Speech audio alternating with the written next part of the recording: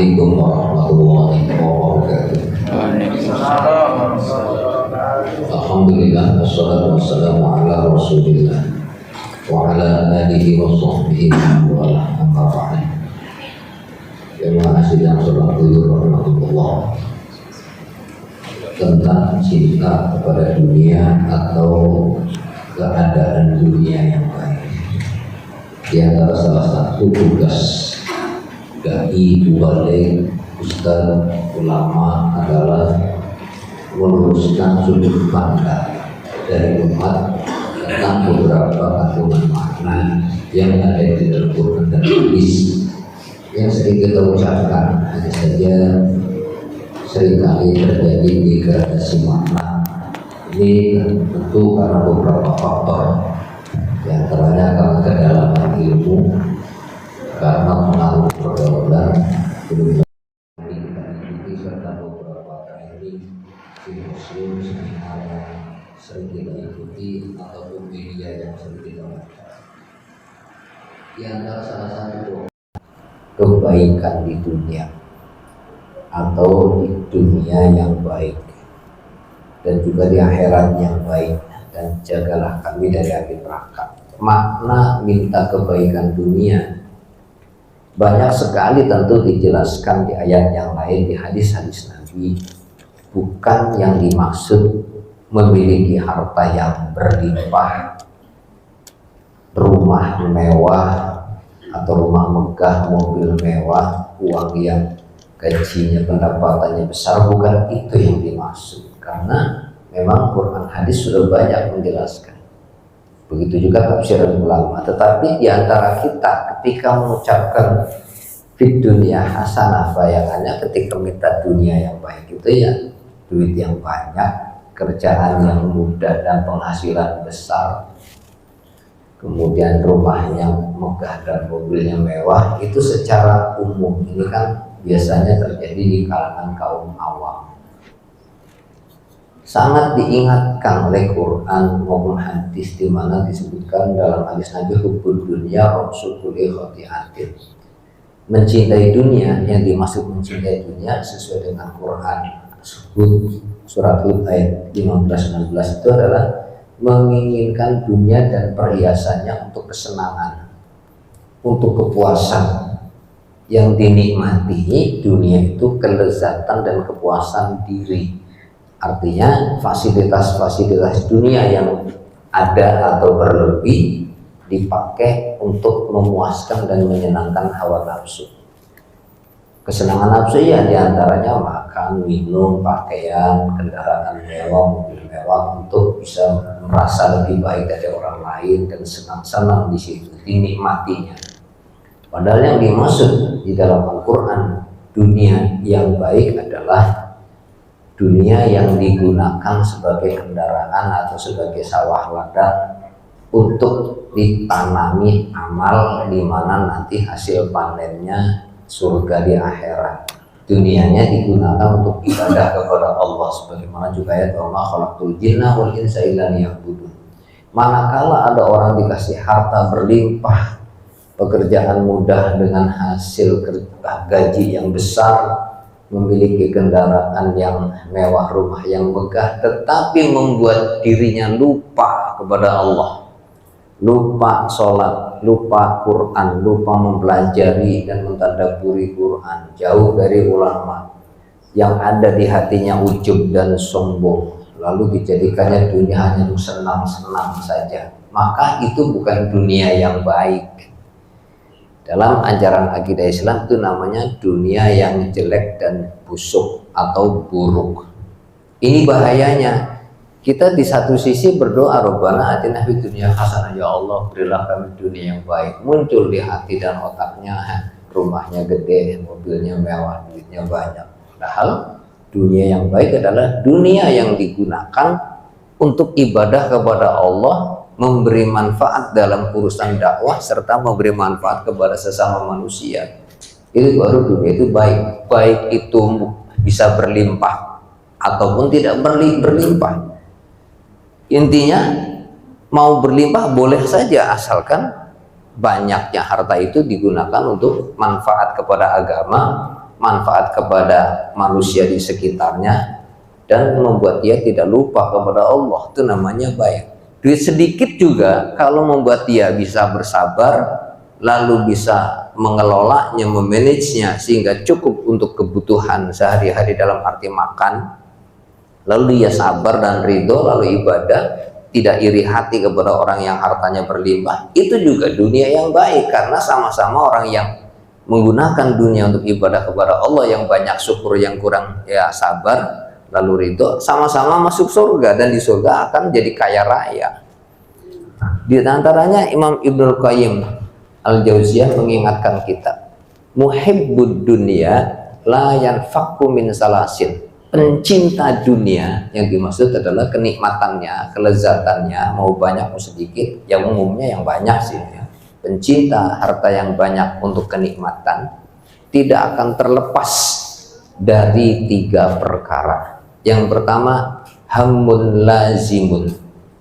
Apa itu? Kesedihan yang terus-menerus atau yang berkelanjutan. Sedih terus. Jangankan punya duit sedikit, punya duit banyak masih kurang. Jangankan belum punya mobil, yang sudah punya mobil 1 masih pengen nambah. Jangankan cuma punya rumah 1, terus segitu tidak akan pernah selesai.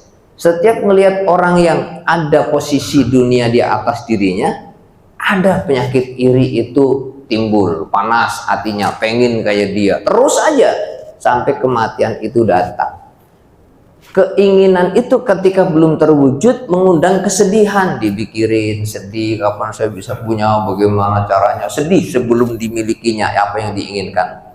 Jadi pencinta dunia dan kelezatannya ingin merasa lebih mulia dari orang lain, ketika dia lebih maka dia tidak akan pernah bahagia. Berbeda dengan yang mencintai Allah dan akhirat, bahwa dunia digunakannya untuk ibadah demi mengejar ridho Allah dan pahala akhirat atau surga, dia merasa cukup dan bahagia. Yang keduanya, ta'abun lazimun daim. Ta'abun daimun, yaitu akan merasa lelah terus menerus, berkesinambungan, istimroriyah, lelah. Bagaimana tidak lelah? Apapun yang dilakukannya demi tuntutan yang diinginkannya yang belum terwujud. Setelah terwujud tuntutannya, masih ada keinginan baru yang harus dilakukan usaha dengan gigih untuk mendapatkannya. Sudah mendapatkannya, sering kan kita barangkali ikut training-training mengejar kesuksesan dunia, mengikuti acara-acara seminar namanya kecerdasan finansial. Tulislah target. Tahun ini pengen punya motor, tahun ini pengen punya mobil, tahun ini pengen punya kendaraan, rumah, tahun ini pengen punya sawah, tahun ini, ya terus saja targetnya. Setelah didapatkannya, terus masih berpikir mengejar lagi, tidak akan pernah cukup. Terus ditayangkan gambar, yaitu dengan infocus, lihat dia, tadinya tukang becak, tadinya tukang cendol, sekarang dia sudah punya mobil. Awalnya mobilnya mobil yang saya nggak mau nyebut merek lah, mobil yang harganya sekian, sekarang dia sudah punya mobil yang harganya 2 kali lipat. Setelah 2 tahun kemudian dia sudah punya mobil yang, jadi mobilnya sudah 5 dengan merek-merek dari yang murah sampai yang termahal. Terus sekarang dia yang dulunya rumahnya ngontrak sudah punya rumah, sekarang bahkan sudah beli lagi. Terus saja seperti itu yang sering kita ikuti. Siapa yang mengejar dunia tidak akan pernah berhenti dari kelelahannya, terus menerus lelah. Akhirnya kematian datang. Bahkan orang yang cinta dunia dengan kenikmatannya akan pelit. Kenapa? Merasa memiliki. Saya sudah capek-capek kerja, usaha mati-matian, enak saja kamu minta sedekah, kamu minta bagian. Beda dengan orang yang emang dunianya dipakai buat ibadah, yaitu sadar bahwa dunia ini milik Allah, titipan. Ada orang butuh ya kita bantu, nggak ada merasa rugi nolong orang. Tidak ada kata-kata enak di lu, nggak enak di gua nih bahasa Betawinya. Kenapa? Apa yang saya keluarkan di jalan Allah akan menjadi deposito saya, akan menjadi investasi saya di akhirat. Bahkan prinsip orang beriman, menyenangkan dan menolong orang lain itu adalah amal yang membahagiakan. Bahagianya orang beriman ketika tangannya bisa membantu orang yang susah. Beda dengan yang cinta dunia dan kesenangannya, maunya orang lain kalau perlu membantu dirinya.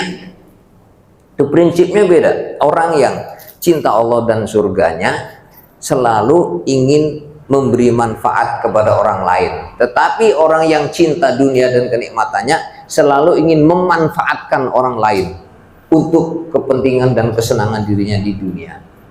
Dan yang ketiga adalah hasratun la tanqadi, akan merasa nyesel yang tidak pernah putus. Nyesel, apalagi nanti udah masuk neraka, penyesalannya tidak selesai, tidak akan putus. Ya Allah, dulu gara-gara punya dunia saya banyak, lalu akhirnya saya sombong, ujub, jauh untuk membuka-buka Al-Quran, jauh dari masjid, selalu maunya kumpul sama orang-orang yang sukses dengan penghasilan besar.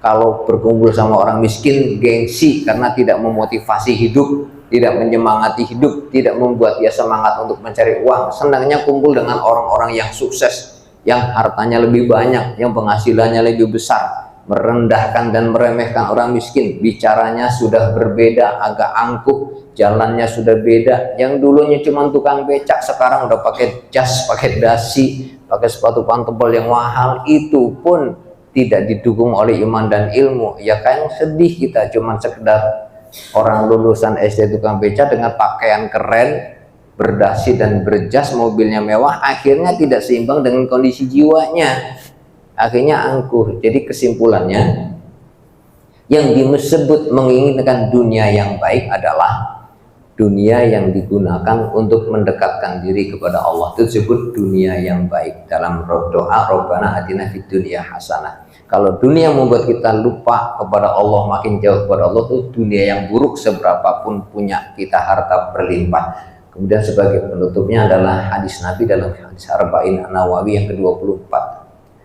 Kata Nabi, man wajada khairan falyahmadillah, wa man wajada ghairu dzalik fala yamunnu illa nafsah, fala yamunna illa nafsah. Barang siapa yang mendapati kebaikan, pujilah Allah. Artinya mendapatkan apapun bisa dipakai buat kebaikan, hatinya tambah baik, imannya tambah baik, kesalehannya tambah baik, pujilah Allah. Karena Allah yang memberikan harta untuk memfasilitasi kita menjadi bisa sedekah, sekaligus Allah pula yang memberikan hidayah ke dalam hati sehingga hati bisa menjadi baik.